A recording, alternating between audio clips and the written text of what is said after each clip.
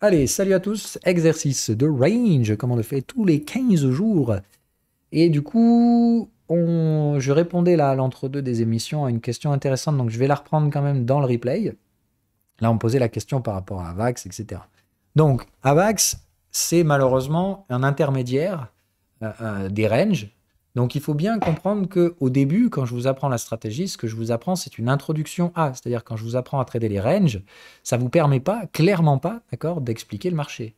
Ce que je fais par contre, c'est que je vous apprends une structure qui, pour moi, a un intérêt extrêmement important dans votre progression dans le trading, c'est de supprimer la peur que vous aurez des ranges. La deuxième truc qui est hyper important, c'est que je ne peux pas vous apprendre le marché à travers les ranges. Le marché construit des ranges, etc. Donc, n'ayez pas peur quand je vais vous dire, par exemple, AVAX, c'est ni un range ni une tendance. C'est ce qu'on appelle un range tendanciel. C'est quelque chose qui est un peu chiant. Ça fait partie des trucs que je ne peux pas encore vous apprendre en tant que range. D'accord ? L'introduction à la stratégie, donc l'apprentissage du range, il est constitué de deux patterns que vous devez connaître par cœur. La première pattern, c'est la troisième borne de range. La condition sine qua non de cette pattern, c'est l'existence d'une tendance qui la précède. C'est-à-dire que je vous apprends à analyser les ranges dans les tendances. Mais pour ça, il faut qu'il y ait tendance. Donc, si on analyse Vavax, puisque c'était l'exemple qui est pris, là, on a bien apparition d'une tendance. Okay, on avait déjà une tendance ici aussi, hein, c'est-à-dire juste bête et méchant. Je ne veux pas que vous interprétiez quoi que ce soit, mais juste, est-ce que la moyenne s'est positionnée sous les contextes et ce durablement? Pas juste une ou deux boîtes, mais plusieurs boîtes de suite. Bon, là, c'est le cas. Même chose ici. Donc, vous voyez qu'en fait, on a des séquences tendancielles qui se retrouvent annulées systématiquement. C'est quand même un peu bizarre. C'est ce qu'on appelle le range tendanciel. Mais moi, ce que je veux que vous fassiez, c'est pas que vous interprétiez ces trucs-là, mais juste de dire, j'ai une tendance, j'ai un renversement de contexte, donc j'ai forcément une troisième borne, et il faut que vous soyez capable de la trouver. C'est tout ce que je vous demande. D'accord? Vraiment tout ce que je vous demande. Si vous savez faire ça, vous savez déjà séquencer un range. Quelle est sa nature, comment je le trade, etc. C'est pas grave. Mais je veux que vous soyez capable, quand il y en a une, de trouver la troisième borne. Ok? Ça va jusque-là?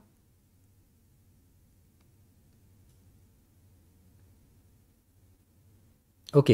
La deuxième chose que je veux que vous connaissiez au début, dans les ranges, avant de séquencer les ranges tendanciels et tout ça, ok? Donc, si je vois une tendance, il doit y avoir des troisièmes bornes, soyez capable de les trouver.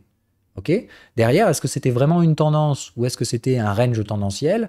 On s'en fout, c'est pas encore des choses auxquelles vous saurez répondre à votre stade, mais vous saurez y répondre après. Pour trader et séquencer les ranges tendanciels, il faut connaître à la fois les ranges et à la fois les tendances. Or, les tendances, je vous les apprends après. Donc vous voyez bien que dans l'équation, il vous manque 50% de la chose.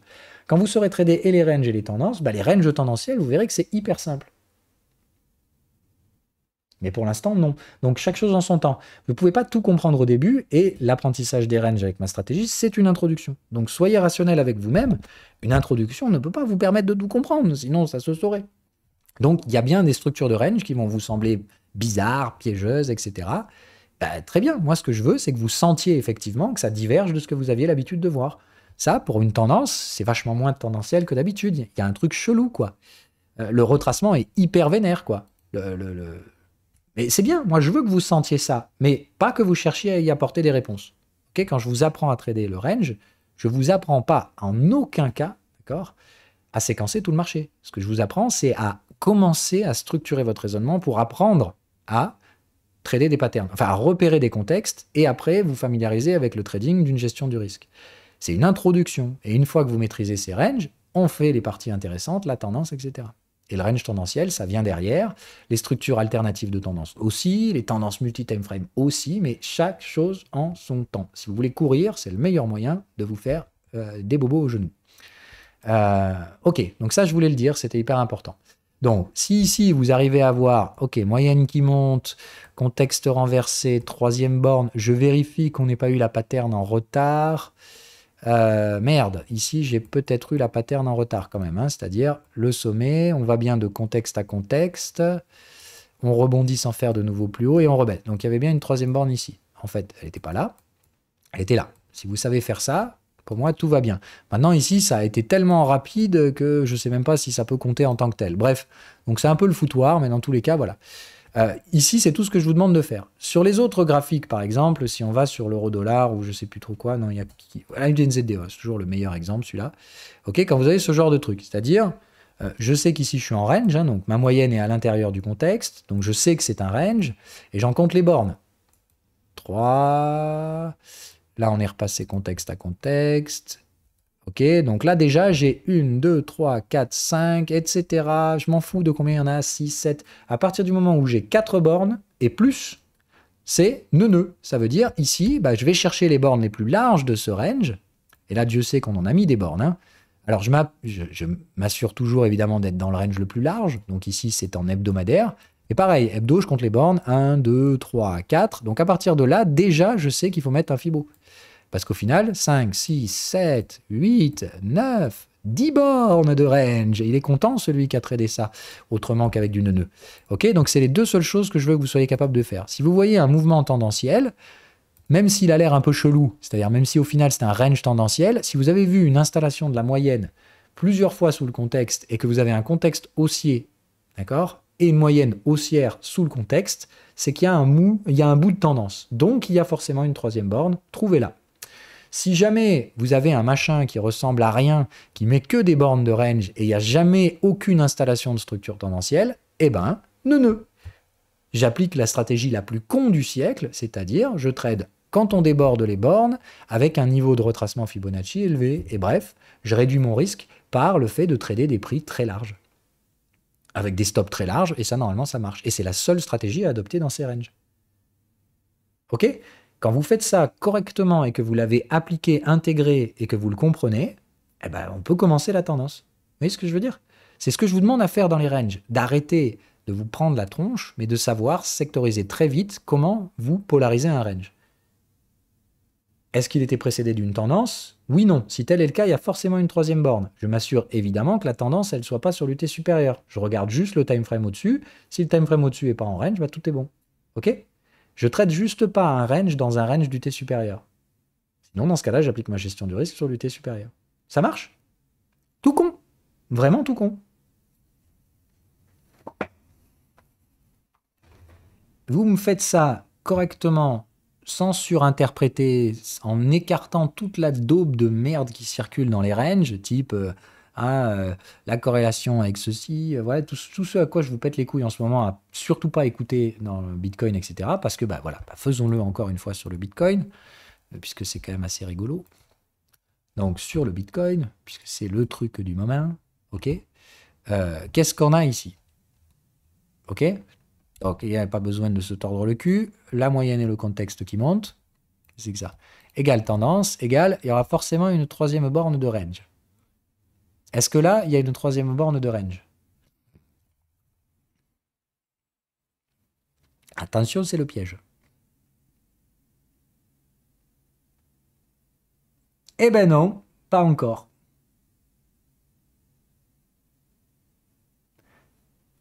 Rappel des règles du troisième borne de range. Si elle est là, elle est en retard. On est d'accord? Je pourrais la tolérer en retard. Mais quel est l'élément qui manque?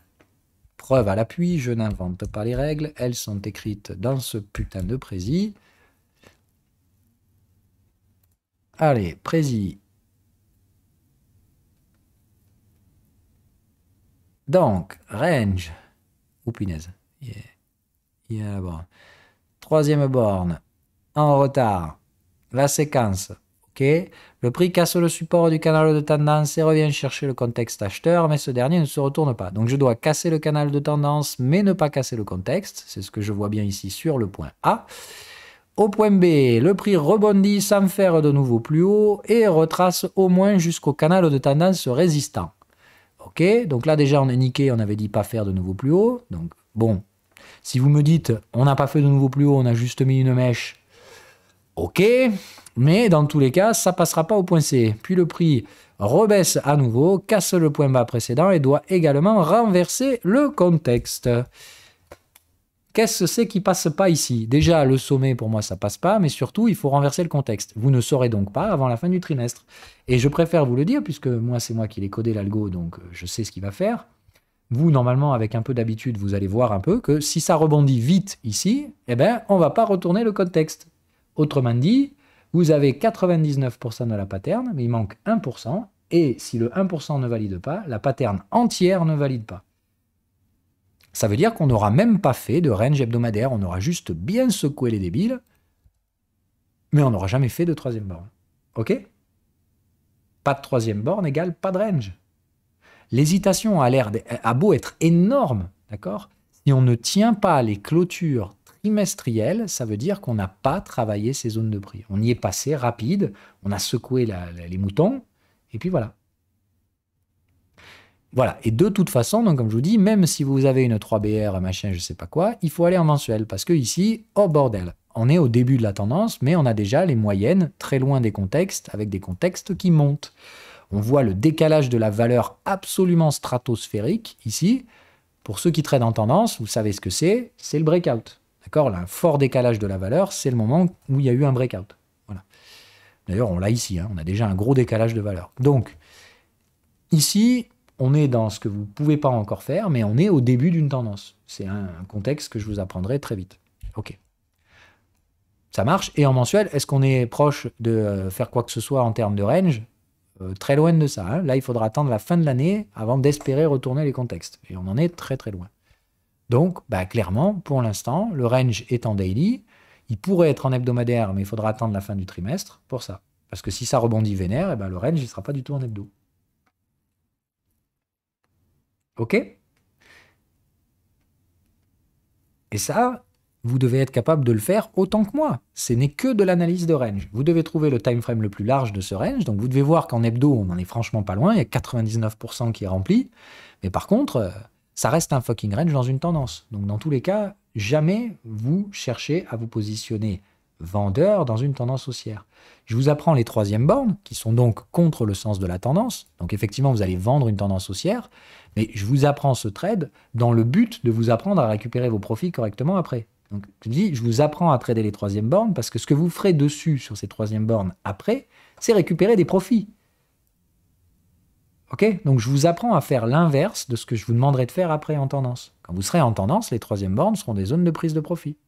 Aujourd'hui, je vous demande de les vendre et de moduler vos ventes avec une gestion du risque. Selon le type de signaux que j'ai, est-ce que la troisième borne, elle est vendeuse, pas vendeuse? Est-ce que j'ai les signaux qu'il faut, etc. Et par rapport à ça, je vous apprends à moduler. D'accord? La taille de position, vous savez que vous avez le droit entre 0 et 2% de risque selon la nature du signal, etc. Et bien demain, vous ferez l'inverse. D'accord? Si là, par exemple, vous avez des signaux de type troisième borne de range vendeur avec des signaux de tendance sur le canal de tendance à l'intérieur du contexte et 61% de retracement, vous vous direz « Ah putain, signal de troisième borne vendeuse, si j'ai mon triangle de confirmation, je vends avec 2% de risque et je vise un objectif sous le plus bas précédent. » D'accord? C'est ni plus ni moins que ça l'application de la gestion du risque d'une troisième borne vendeuse. Et bien maintenant, essayez de vous dire, demain, ce que je vais vous demander de faire, oui, on va l'analyser, attends.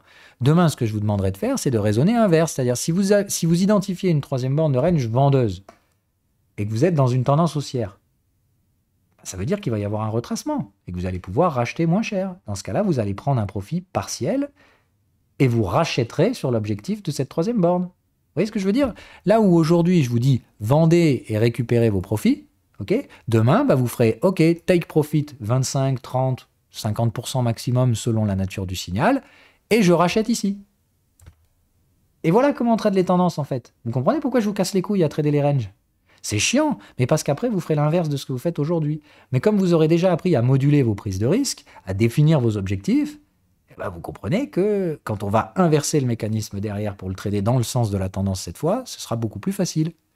Autrement dit, les ranges, c'est chiant, mais vous allez voir que quand vous apprenez la tendance après, vous comprendrez pourquoi je vous ai fait trader les ranges d'abord. Ben oui, les ranges, c'est la gestion du risque au sein des tendances. C'est ce qui nous permet de savoir d'une part la maturité des tendances. C'est pour ça que je vous fais le range d'abord. Si vous ne savez pas identifier les ranges et leur maturité, je ne peux pas vous apprendre les règles de tendance. Parce que dans la tendance, j'ai besoin que vous sachiez identifier correctement les ranges. C'est aussi con que ça. Il y a une logique à tout. Hein. Les trucs doivent être posés dans le bon ordre. Sinon, si vous voulez que je vous donne les trucs les plus faciles d'abord, et en même temps les trucs les plus rentables, c'est antinomique, c'est pas possible. Pour moi, les trucs qui rapportent de l'argent ne sont pas les trucs les plus faciles. Les trucs les plus faciles sont mécaniquement les trucs qui rapportent pas d'argent. Mais par contre, j'ai besoin que vous sachiez identifier ces trucs faciles d'abord. Mais par contre, si vous cherchez à gagner de l'argent, ça va pas marcher. C'est pas dans les ranges qu'on gagne de l'argent. Dans les ranges, on gagne de l'information. On gère ses risques. Et dans les tendances, on gagne de l'argent. Mais il y a des ranges dans toutes les tendances. Et c'est la structure de ces ranges qui nous permettent de savoir à quel type de tendance on a affaire d'ailleurs, etc., etc., etc. Donc c'est hyper important en fait. Toute la compréhension de la tendance, elle est basée sur les structures des ranges.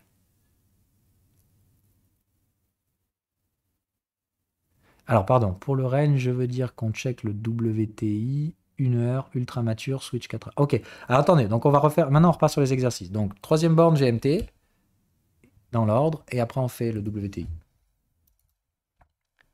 C'est ça que tu veux?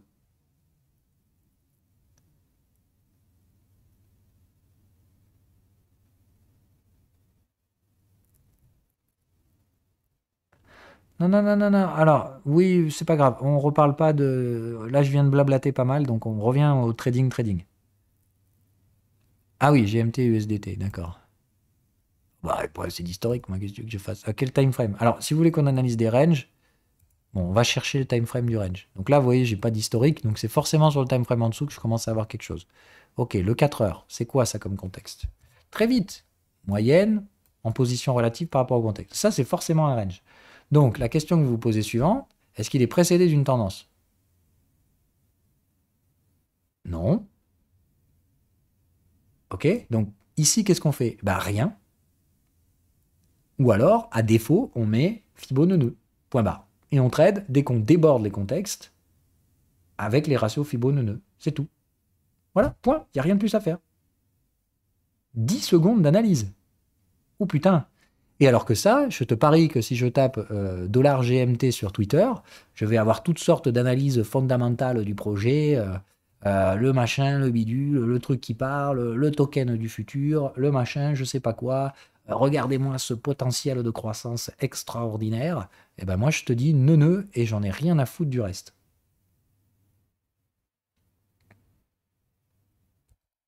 C'est tout. La part de capital que je suis prête à octroyer à ce truc-là, c'est neuneu, c'est-à-dire au mieux ce sera 2%. Et vu la taille du stop loss, ça va pas être beaucoup de capital, hein. Je m'en fous, justement. Rentrez jamais dans ces trucs-là. C'est supply illimité, Ponzi, etc. Alors oui, il faut analyser le supply dans tous les cas quand même, parce que je dis, les cryptos, il y a quand même un peu tout et n'importe quoi en termes de supply. Mais même là, hors de supply infini et tout ce que tu veux, ok, le seul truc que je vois, c'est que je traderai jamais ça autrement qu'en neuneu. Et en neuneu 4 heures. Donc, je veux dire, eh ben, il faut vraiment être patient. Putain, c'est quand même une merde qui est sortie il y a 3 mois. Et on est en bear market sur les altcoins. Je souhaite quand même du courage.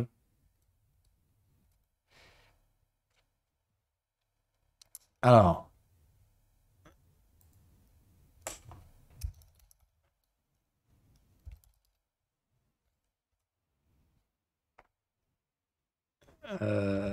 j'ai rien.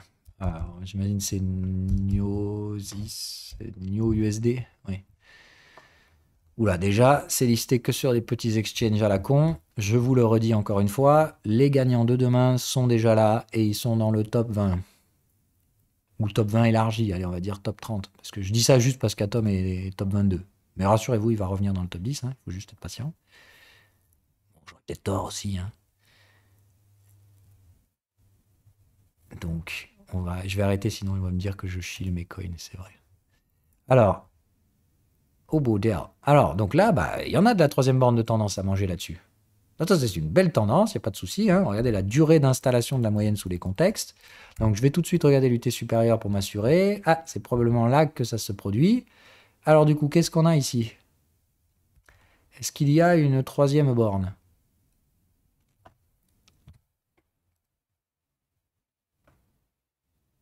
C'est intéressant, ça, comme graphique, d'ailleurs. Donc, on est d'accord que la tendance la plus large que vous pouvez voir, elle est là, hein. D'accord? Donc, le bon time frame, il est forcément ici. Mais pour l'instant, il n'y a pas de troisième borne. C'est le même problème que tout à l'heure. C'est de dire, vous avez bien un contexte à contexte, rebond jusqu'au canal de tendance, après avoir cassé le canal de tendance haussier, hein. Donc là, on a bien le fameux point A, ici. Je casse le canal de tendance, je fais de contexte à contexte, mais je n'arrive pas à retourner le contexte. Je rebondis et je reviens au moins chercher le canal de tendance résistant. On a bien le point B. Je ne fais pas de nouveau plus haut, hein. D'accord? Donc bien le point B. Et le point C, je casse le point bas précédent, ce qu'on vient de faire, mais on n'a pas encore retourné le contexte. Donc là, il faut attendre, pareil, la fin du trimestre. Ça marche? À la fin du trimestre, ce truc-là, on pourra savoir si oui ou non il a fait une troisième borne en retard. Et dans ce cas-là, on pourra dire qu'il a un range mature et qu'il a déjà fait sa troisième borne. Là, pour l'instant, on ne sait pas. Mais si ça rebondit vite, on va rien retourner du tout. Et autrement dit, ici, vous aurez juste eu un balayage à débile. Et il n'y aura jamais eu de range en hebdomadaire. Par contre, il y aura dans ce cas-là un range daily, hein, on est bien d'accord. Là, en daily, il n'y a aucun problème. Elle est où la troisième borne? Elle est là ou elle est là?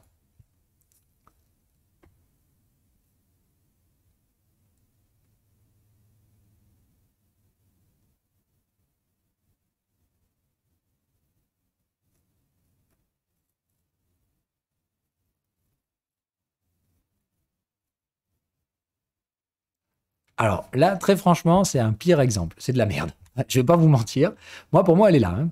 Mais si vous suivez les règles, pour vous, elle est là. Parce que ici, vous pouvez pas appliquer la pattern. Pourquoi? Quelle est la règle ici qui n'est pas remplie? Moi, je veux que vous appliquiez des patterns. Ah non, mais c'est pas une question de signaux. La troisième borne en retard, il n'y a jamais été question de signaux. Est-ce que je parle de signaux dans le précis? Non, non. Dès que tu as la séquence ABC qui est produite, tu y vas. Point.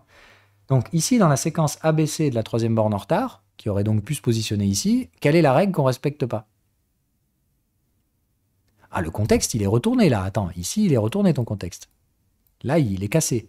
Donc là, tu fais bien un point bas, tu retournes le contexte, etc. Il y a un point dans la pattern qui ne marche pas. Voilà. Ici, on ne vient pas chercher le canal de tendance résistant. Je vous rappelle, normalement, le point B, on doit revenir chercher le canal de tendance résistant. Bon, là, franchement, je vous le donne en mille, je ne sais pas pourquoi l'algo n'a pas retourné le contexte. Hein. Donc, normalement, ici, le contexte, il aurait dû rebaisser et il était effectivement touché. Je ne sais pas pourquoi, là, il a gardé le contexte à l'achat. Franchement, des fois, je dis... Il y a une marge d'erreur dans les indicateurs, hein. Faut pas se planter. J'ai essayé de coder au maximum pour le réduire au strict minimum, mais il y a toujours des erreurs de calcul liées au chaos. Hein. Donc là, franchement, un chemin, je sais pas pourquoi il n'a pas retourné. Voilà. Donc normalement, là, le contexte, il devait être retourné. Hein. Donc effectivement, le canal de tendance devait être retourné. Donc là, pour moi, vraiment, elle est là, parce que c'est vraiment la séquence classique hein, de je rebondis, je fais pas de nouveau plus haut et j'y vais. Mais vous, si vous m'avez répondu 2 parce que vous avez vu ça, c'est-à-dire qu'on n'a pas touché le canal de tendance, d'une, je vous dis c'est bien, et de 2, je vous dis, si vous voyez ça tout seul, vous faites quand même ce que vous avez vu. Je préfère que vous fassiez des conneries tout seul, d'accord, quitte à ce que ça rentre dans la marge d'erreur des indicateurs, que j'ai réduit à moins de 5%, et j'aime autant te dire que c'est quand même déjà 3 ou 4 ans de boulot pour affiner la marge à moins de 5% d'erreur.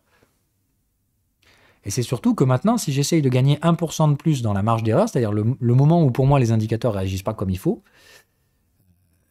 à ce niveau-là, rajouter 1% de marge d'erreur, réduire les erreurs d'1%, ça me demanderait de multiplier la taille du code par 20 ou 30%. Et il est déjà pratiquement en train de faire sauter les limites de TradingView. Donc autant vous dire, je ne peux pas en soi réduire plus que ça. J'aimerais, hein. Moi aussi, hein, je préférais qu'il soit parfait. Mais d'une, je sais qu'à ce niveau-là, c'est négligeable. Ça fait partie de la gestion du risque. Il y a des moments où voilà. OK?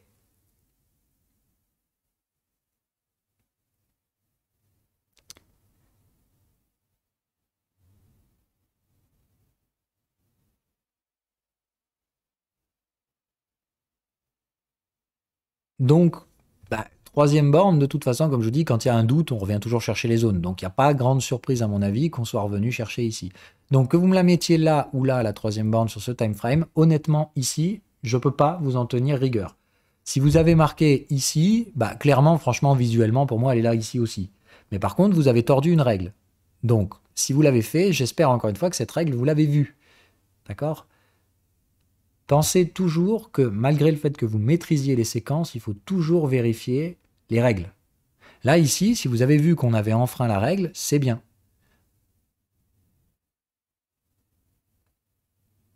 Ok ? Si vous dites, ouais, non, là, la troisième borne, elle n'est pas là, du coup, elle est là, de toute façon, encore une fois, c'est le même niveau de prix. Donc, c'est tout ce qui nous intéresse, puisque dans une tendance, nous, ce qu'on veut, c'est qu'on casse la troisième borne, pas qu'on revienne juste la visiter pour dire bonjour. Ça marche ? Donc, dans tous les cas, la conclusion ici, c'est la même. C'est ce truc-là, s'il vient casser 520, il y a de la thune à faire dans le suivi de la tendance. Encore faut-il connaître les règles de la tendance, que vous ne connaissez pas et dont on ne va pas parler ici. Parce qu'on ne paye pas toutes les troisièmes bornes dans une tendance. Il faut savoir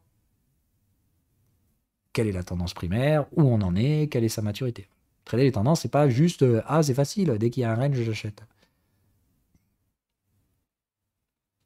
Est-ce que ça vous va pour la partie sur ce graphique? Est-ce qu'on passe sur un autre ou pas? Si c'est pas clair, vous le dites. Le but d'apprendre une stratégie, c'est de réduire le doute, pas de l'augmenter. Donc s'il y a quoi que ce soit qui vous paraît pas clair, il faut pas hésiter à le dire. L'apprentissage, c'est de la communication. Ça veut dire que moi, dans ma tête, c'est clair. Mais pour arriver à transmettre ça de façon claire dans la vôtre, il y a toujours les 3 facteurs de la communication. Il y a la façon dont moi, je vais réussir à l'exprimer, et c'est difficile de l'exprimer forcément très clairement. Il y a la façon dont vous allez l'entendre, et il y a la façon dont vous allez l'interpréter. Ça fait 3 variables dans cette communication. Donc, n'hésitez surtout pas à dire, si ce que je dis, ça augmente l'incertitude chez vous, c'est qu'il y a un problème de communication. Et c'est pour ça qu'on fait ce truc en live.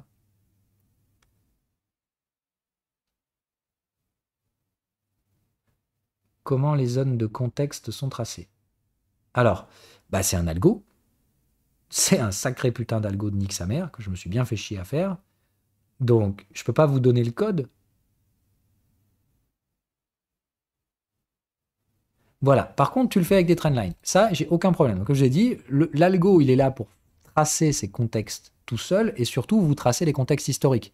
Parce que je vous dis, voilà. Mais si vous faites l'analyse en temps réel, d'accord?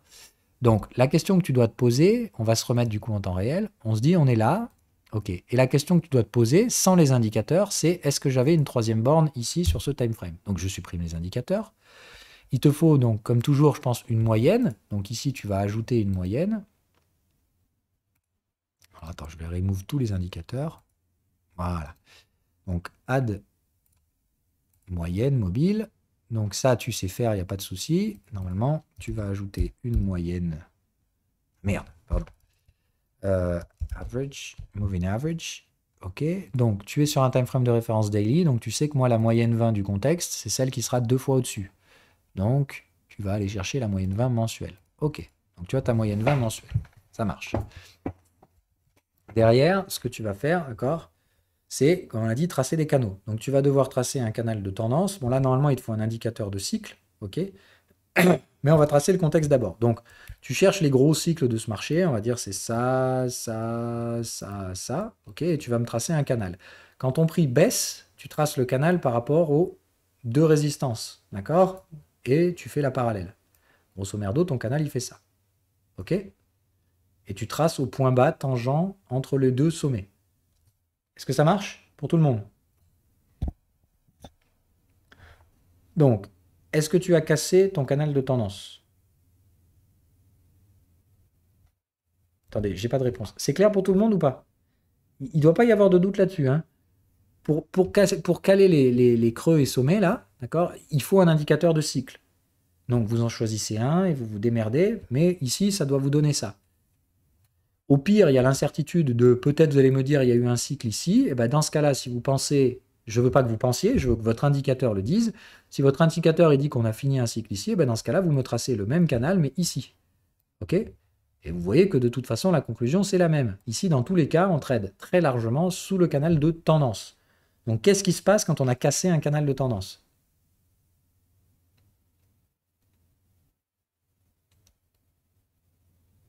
On applique la fourchette d'Andrews.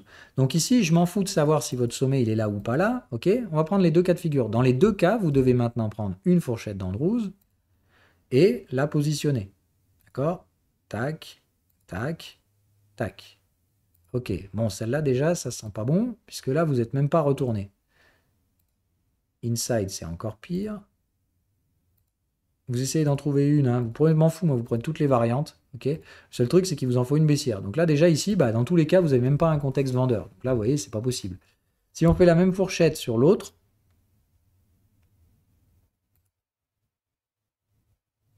ah non, merde, on avait dit celui-là, pardon.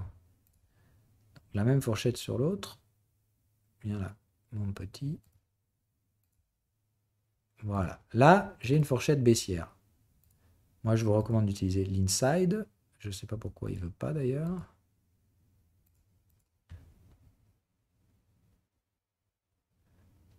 Parce que je fais n'importe quoi, dites donc. C'est pas ça. Attendez, même moi je me fatigue maintenant. Donc la pitchfork, d'accord, c'est quand vous avez cassé le canal, ok, pour trouver le rebond, il faut donc passer entre les creux. Ok, donc la pitchfork, elle se place là. Voilà. Et ici, inside. Voilà, putain. Oh, fan de Dieu de merde. C'est moi qui me suis perdu, désolé, hein, d'accord? Mais bon, moi j'utilise les outils, hein, je me fais pas chier à tracer ça à la main. D'accord? Donc la troisième borne que vous avez, c'est la cassure du canal. Ok? Ça marche? Donc vous voyez que vous retrouvez la troisième borne, il n'y a pas de souci. Donc là, moi je dirais effectivement, les indicateurs se sont plantés ici. Le fameux canal qu'on voyait tout à l'heure, qui passait là-haut et qui n'était pas renversé, bah pour moi, il était là et il devait être renversé.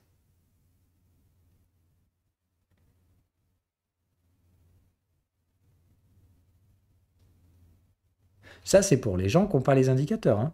D'accord? Donc pour moi, clairement, ici, belle troisième borne, classico, quoi. Les gens qui ont les indicateurs, retenez qu'il y a une marge d'erreur. Il faut faire avec.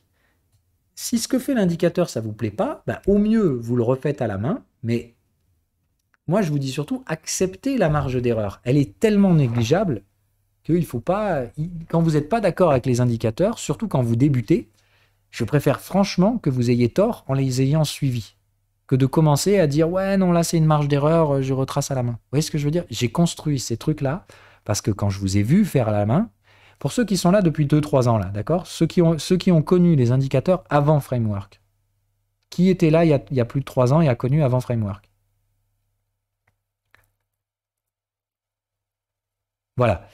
Tu te rappelles pourquoi j'ai fait ça? Parce que le jour où je vous ai fait le cours sur le traçage des canaux, je vous ai vu nager, mais nique sa mère, en mode oh, putain, c'est pas possible, je vais passer 3 ans à leur apprendre ça et c'est la base. Donc je me suis dit, ok, c'est pas grave, je vais faire un indicateur.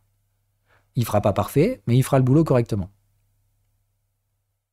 C'est pour ça que je vous ai fait framework. C'est pour répondre à un besoin. Moi, j'avais un savoir à transmettre. J'ai vu que j'allais perdre un temps fou à vous transmettre un truc de merde. Donc je me suis dit, bon, je vais le coder, ça ira plus vite, quoi.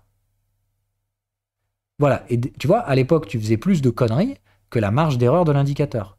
Donc, quand vous êtes débutant, vous ferez plus de conneries que la marge de l'erreur de l'indicateur. Donc, je préfère que vous fassiez des conneries à cause de l'indicateur que des conneries parce que vous essayez de le corriger. Tu vois ce que je veux dire?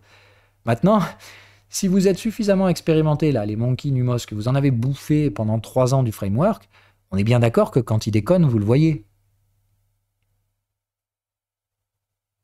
Voilà. OK?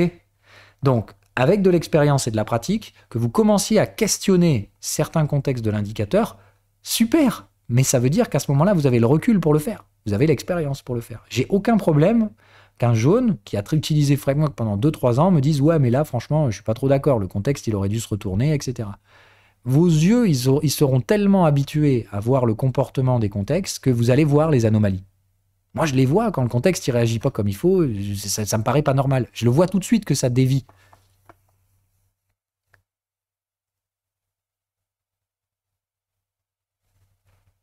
Voilà, donc bref, marge d'erreur, ok, les indicateurs ne sont pas magiques, aucun indicateur ne peut être parfait, puisqu'il dérive une certaine forme de données. Donc cette dérive, elle est forcément visible par ce qu'on appelle du bruit. Du bruit de calcul, qui fait que malgré le mal que je me donne pour le réduire, je ne peux pas le réduire à 0. Ok, bon, ça c'est fait, on revient sur la thématique de base. Ok, donc indicateur ou pas, de toute façon la conclusion, ça doit être la même. Et même quand on a une marge d'erreur de l'indicateur, il vaut mieux que vous suiviez ce dernier plutôt que de commencer à faire votre propre sauce.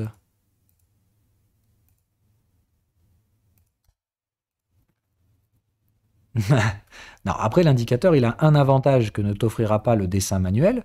Le dessin manuel, il te permet de faire l'analyse en temps réel, de savoir où on en est aujourd'hui. D'accord? Quel est le stade actuel? Il faut comprendre encore une fois que quand le marché évolue et qu'il va frapper ces zones de valeur, il faut mettre à jour systématiquement. Donc c'est de dire, là actuellement, on était bien dans ce schéma de canal, ok?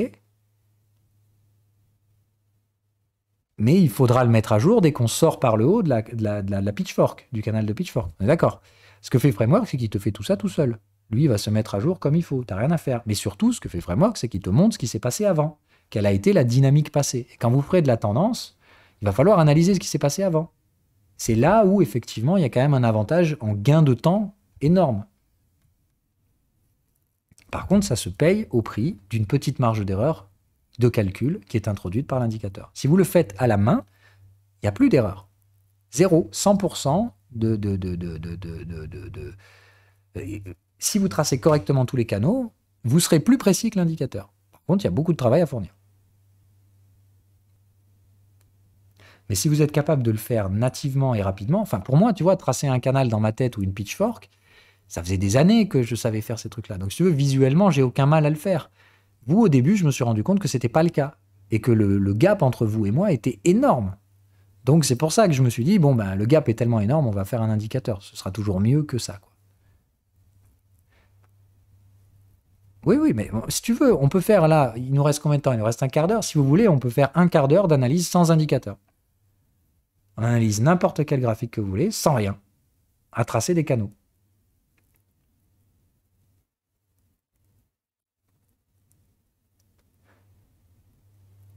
Oui, oui, oui. Non, mais attends, je vous vends pas un truc qui apporte aucune valeur ajoutée. Je ferai jamais ça, moi. Tu vois, je veux dire, si c'était un truc bidon. Moi, les canaux, c'est limite, si je vous donne la formule, j'en ai rien à foutre. Tu vois, c'est pas là que ça se cache le truc. Bon, allez, go. Donc, Bitcoin. Ok. Donc, alors, Bitcoin. On va remettre la moyenne. Putain, ça fait chier. J'aurais dû la garder.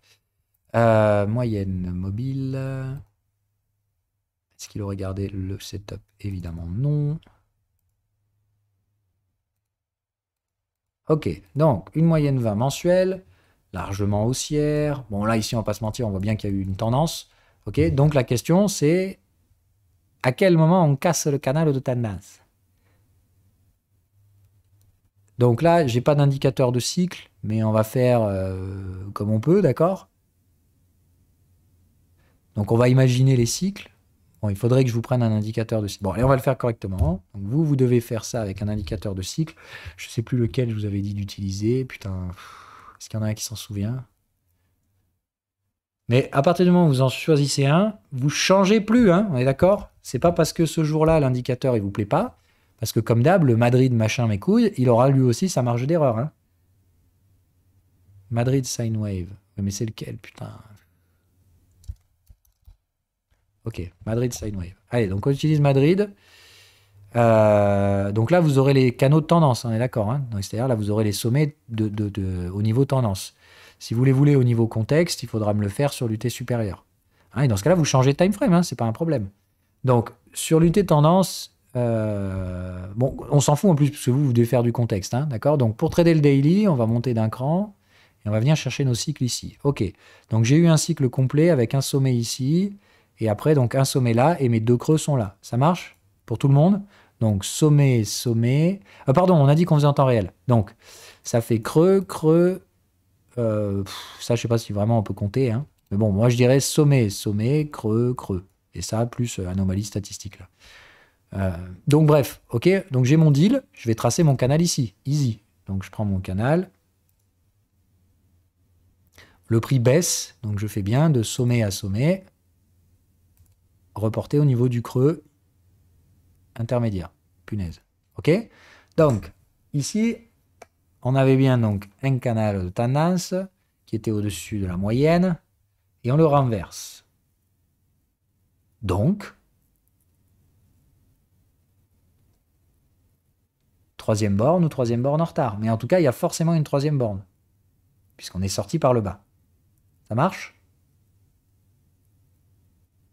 Maintenant, comme je vous dis, moi, pour moi, en daily, je ne considère pas ça comme étant la cassure d'un canal. Parce que si la semaine prochaine, on revient là, bah, pour moi, on n'a rien cassé du tout. Vous voyez ce que je veux dire? C'est pour ça que je vous dis les contextes se mettent à jour en fonction des clôtures. Donc, je ne sais pas comment va réagir le contexte tant qu'on n'aura pas clôturé. Parce que si franchement on remonte ici, tout le monde te dira bah non, au final, on n'a rien cassé, ça c'est juste une petite erreur. Et je serais totalement d'accord avec ça. C'est pour ça que je vous dis attention au time frame de référence. Pour moi, ici, ce canal, il n'est pas encore cassé. On a mis une bougie, c'est tout.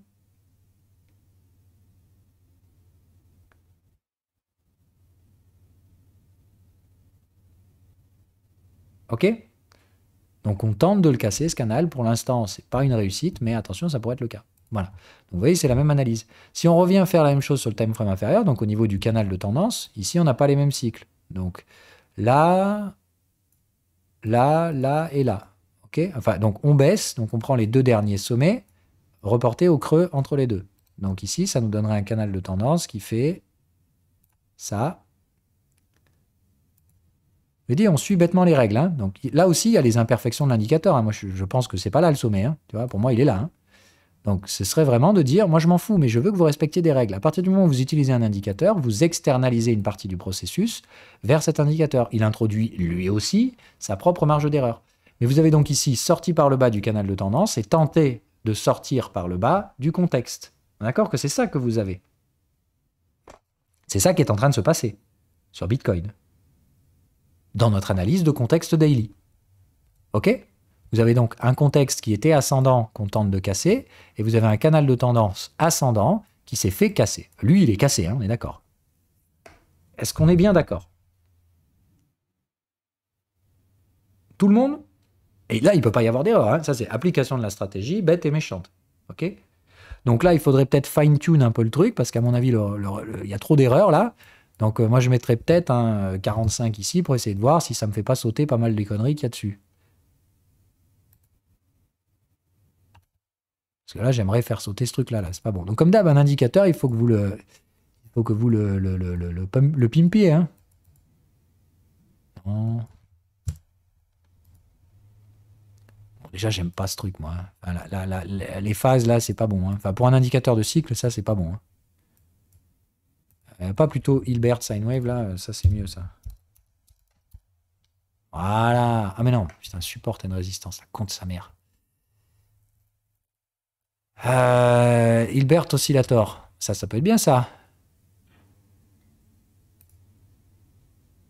Non, fais chier. Oh là là, merde. Bon, moi, c'est ça que j'utilise. Hein. Ehlers Hilbert, le sine wave, mais je les custom pour qu'ils soient plus sensibles. Par contre, il n'y a pas. Shit. Au pire, vous pouvez utiliser ça. Je pense que lui, c'est le moins mauvais. Ah, bah voilà, ça, c'est bien, ça. Ça, c'est bien. Ça ressemble vachement à mon sine wave, ça, par contre. Voilà, ça fait le boulot correctement. D'accord? Donc, trend sine wave, pour moi, c'est toujours sur le time frame supérieur. Hein. Donc, le trend, vous irez un cran au-dessus. Le contexte, vous allez là. Okay? Et vous allez voir, vous allez la même chose. Ouais. Alors, moi, il n'est pas assez sensible, celui-là, justement. Et on ne peut pas le régler. Ah! Shit. Mais c'est ce qui est le plus proche de mon sine wave. Hein. Bon, bref, vous trouvez votre putain d'indicateur de cycle. Bon, de toute façon, je vous donne les cycles, c'est vraiment ça. Hein. Là, on voit bien, tac, les cycles sont là, et là, le cycle le plus court, il est là. Ok? Donc, la conclusion, c'est toujours la même. On vient d'une tendance haussière, dans des canaux ascendants, au niveau du contexte, et on tente de sortir par le bas du canal. Au niveau de la tendance, on est clairement sorti par le bas avec une forte accélération. Voilà tout ce que vous devez voir dans votre analyse en temps réel de ce machin. Capiche?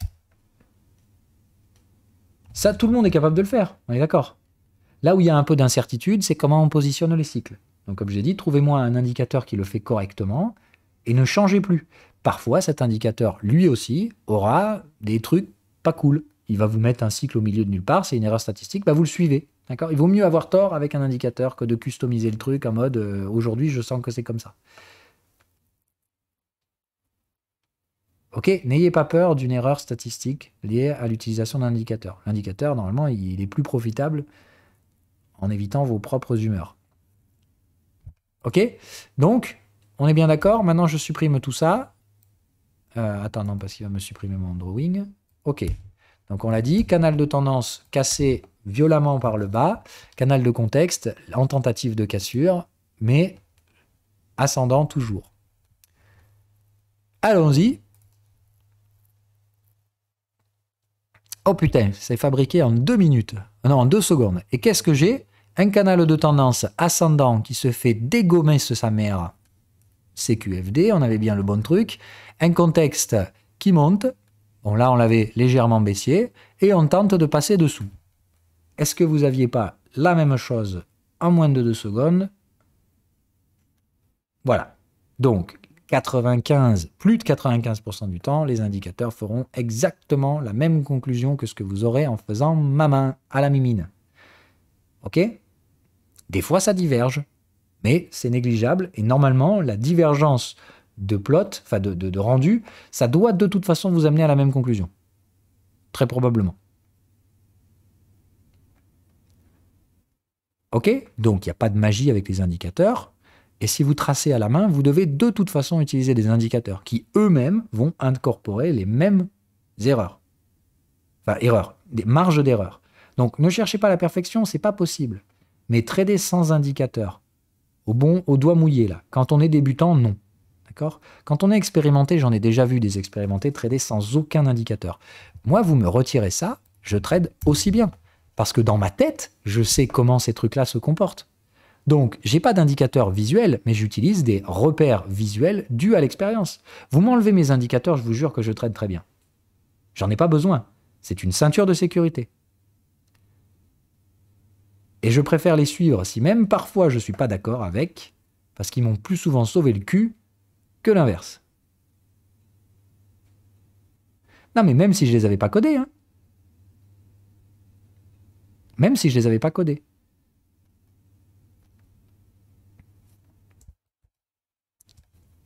Ok? Donc, un indicateur, c'est pas magique. Ça n'a jamais été magique. Moi, je vous les vends pas en tant que tels. Je vous dis juste, j'ai bossé, beaucoup, et je les vends, je les donne pas. C'est tout. C'est du boulot. Mais est-ce que vous en avez besoin? Non. C'est une aide. Ça fait gagner du temps. Le temps, c'est de l'argent.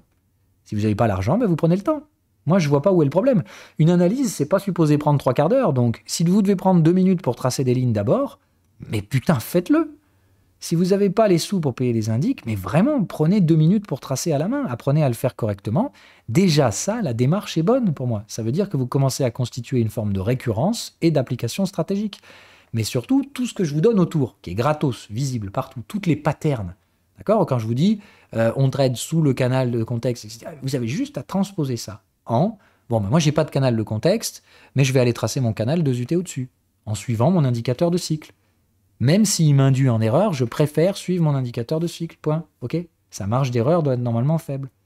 Et je reproduis l'opération un grand nombre de fois sur du graphique historique, en replay, je pratique, je conforte mon savoir, et une fois que je me sens à l'aise, là, quand je le vois en temps réel, j'essaye de le trader, avec des tout petits montants d'abord, pour éviter l'impact des biais psychologiques, et petit à petit, plus je me confronte à cette exposition-là en temps réel, plus petit à petit, j'applique une gestion du risque maximale, avec 2% de risque. Toutes les règles que je vous donne, elles fonctionnent avec une analyse manuelle. C'est pas ah ben j'ai pas les pro-indicateurs mes couilles, je peux rien faire avec son truc, ça sert à rien. Non, non, tu peux prendre tout ce que je te donne dans la série de vidéos, ça fonctionne sans souci avec des canaux tradés à la main. Et il n'y a pas besoin de plus que ça, hein. Je vous jure qu'avec des canaux et des pitchforks, un indicateur de cycle pour les positionner correctement, et puis vous aurez besoin de l'indicateur de cycle en tendance de toute façon. Donc un indicateur de cycle, et après pour le signal, je pense que les indicateurs de momentum sont les plus communément utilisés. Que vous utilisiez le RSI, le machin, le bidule, le TSI, j'en ai rien à foutre. Je veux un indicateur de signal, peu importe lequel vous voulez. Les anciens de Rod, là, vous pouvez me recycler le MACD 0 retard si vous voulez. Aucun problème avec ça. Si Rod il vous a appris avec le MACD 0 retard et vous trouvez ça cool, utilisez le MACD 0 retard. Ça marche? Je m'en branle, mais complet que vous utilisiez ça ou pas.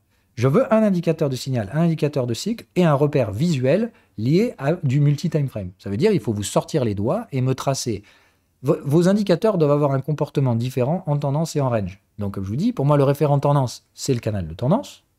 Le référent en range, c'est l'opposition à la tendance, donc la pitchfork. OK? Vous me trouvez ça. Si vous me trouvez un indicateur graphique qui fait la même chose, type Keltner Channel ou je sais pas quoi, parce qu'il y a des alternatives qui sont bonnes, hein, mais vous me prenez le Keltner Channel, mais vous me le mettez en multi-time frame. Vous voulez faire de l'Ishimoku, vous me prenez Ishimoku, mais vous me le mettez sur 2 time frames. C'est le minimum. Moi, j'ai un canal de tendance, un canal de contexte. Vous voulez appliquer ma stratégie, il me faut 2 time frames.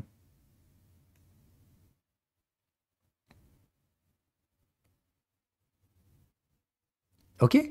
Ça me pose aucun problème. Ce qui a de la valeur dans ce que je vous transmets, c'est le cadre, la stratégie, la technique que j'utilise. Les indicateurs, c'est franchement, vous prenez ce que vous voulez.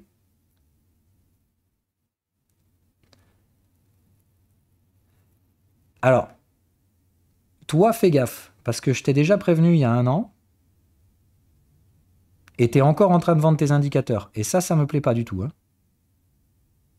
Je te l'avais déjà dit. Hein. J'ai été très gentil avec toi, mais je ne le serai pas indéfiniment. Hein.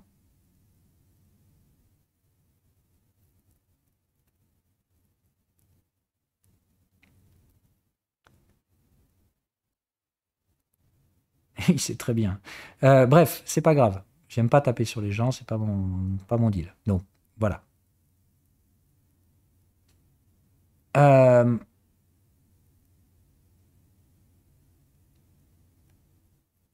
les indicateurs comportent la stratégie. Se comprend pas la phrase.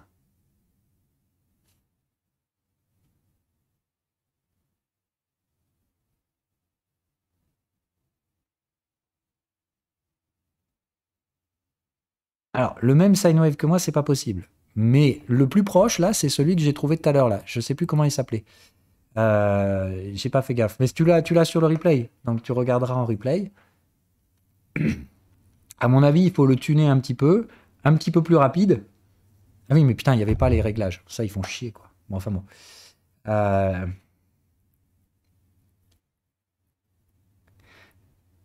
J'y réfléchirai un jour, ok? Mais pour l'instant, la réflexion, ça a été non, dans le sens où ça va m'apporter bien plus d'étudiants, y compris des glands. Donc c'est plus de dire, je suis navré de vous le dire, hein, mais la sélection par la thune, c'est aussi un truc que je fais volontairement. Donc si je les fais payants les indicateurs, c'est pour limiter les gens qui rentreraient avec des versions gratuites. J'y ai déjà réfléchi, hein, je vous dis, je ne fais pas ça pour l'argent. Donc je me suis déjà posé la question de sortir une version free, entre guillemets, avec juste les canaux, d'accord? Pas de détection de contexte, pas de triangle, aucun algo, juste traçage des canaux et de vous donner mon sine wave. J'y ai déjà réfléchi. Hein. Je me suis dit non pour l'instant.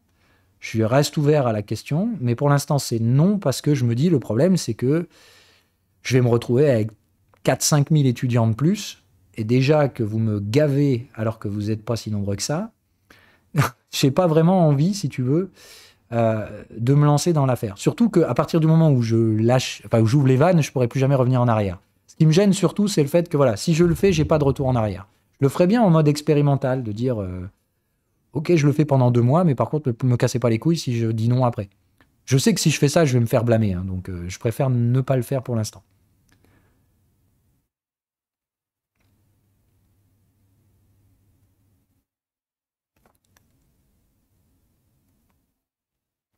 En sachant que c'est que par rapport à la partie de formation. Hein. Donc, comme j'ai dit, une fois que j'aurai peut-être fini toute la formation des vidéos, etc., si au bout d'un moment je me retire pour laisser peut-être les expérimentés du Discord prendre le relais de la partie éducative, c'est-à-dire, moi en gros, je rends les armes, je laisse les expérimentés prendre le relais éducatif, après avoir refait en intégralité toute la série de vidéos, etc. Quoi. Une fois que j'aurai documenté toute la stratégie de A à Z pour que n'importe quel gogol puisse la prendre, et que j'ai plus de travail à fournir éducatif, franchement, je vous l'ai dit, hein, à ce moment-là, ce sera gratuit pour tout le monde. Hein.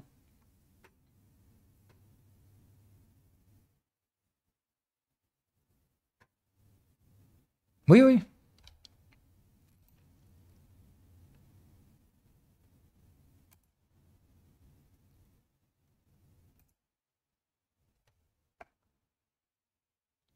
Le code d'édition. Ah si, si, si, non, non, mais ça, je peux le faire, il n'y a pas de souci. Mais mets-toi à ma place 2 secondes. Moi, le problème, c'est que j'y ai déjà réfléchi, sérieusement. Tu vois ce que je veux dire? Il y en a tellement qui m'ont pété les couilles avec ouais, Phil, en fait, il n'est pas trader, il gagne sa vie avec les indicateurs. Déjà, je vous les ai mis gratos pendant 1 an et demi, alors tu vois ce que je veux dire? Donc bon, si je vivais là-dessus, qu'est-ce que j'ai bien pu faire pendant 1 an et demi? Voilà. Bon, bref, j'ai fait exprès en plus, ça m'amusait bien, et puis j'allais pas vous faire payer pendant le Covid. Regarde, là, les Russes, ils se font taper sur la gueule. Qu'est-ce que je fais direct? Allez, boum, tous les Russes, gratos. On verra après si ça se réduit ou pas.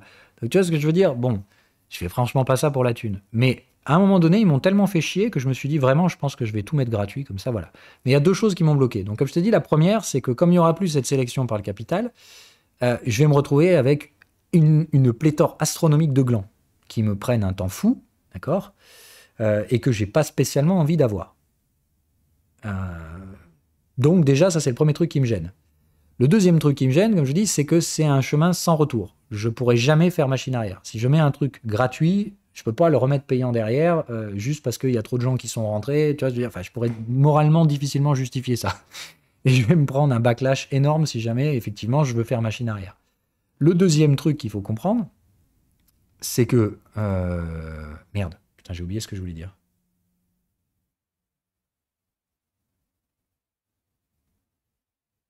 Merde, j'ai oublié mon... Putain, je l'avais dans la tête il y a 2 secondes, mon argument. Je commence à être fatigué, là. Il faut que je reprenne du café.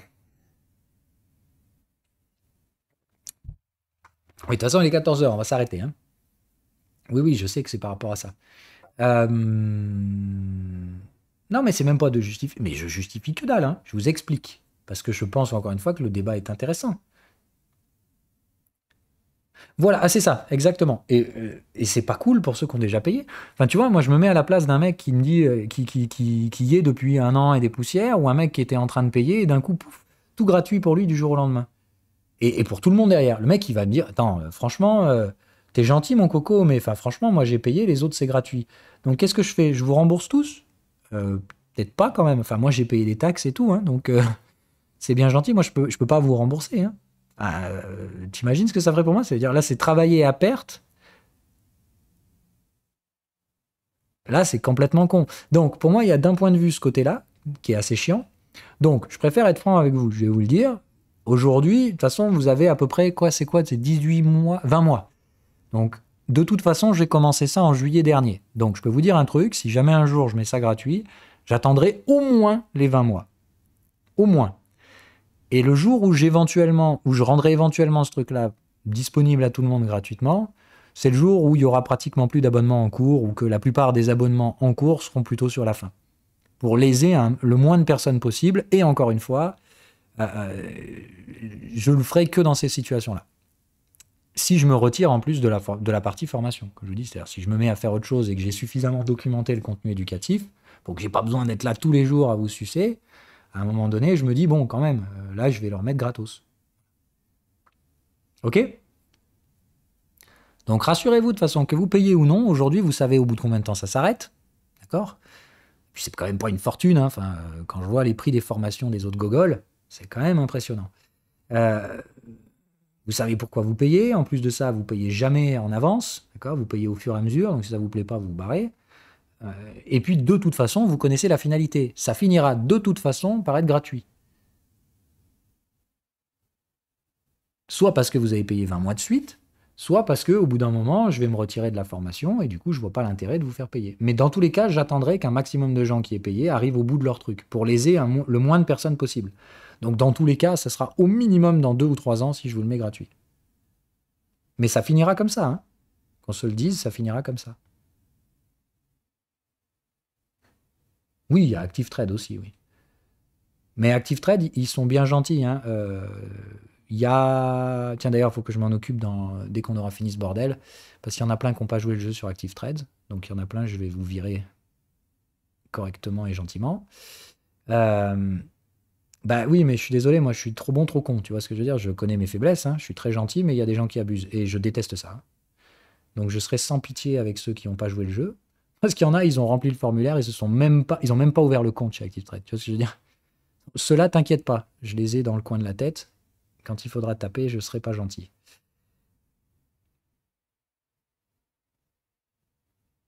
Mais tout le monde paye 600 balles d'une forme ou d'une autre. Que vous le fassiez en affiliation, c'est ActiveTrade qui paye, d'accord? Que vous le fassiez en mensuel au bout de 20 mois, ok? Ou que vous ayez envie de payer tout d'un coup, c'est comme vous voulez, ok? M'en fous, moi. Le seul truc, c'est que c'est ce que vous avez à payer parce que c'est ce qui me semble juste par rapport au travail de développement de ces trucs-là. C'est probablement parmi les trucs les moins chers du marché.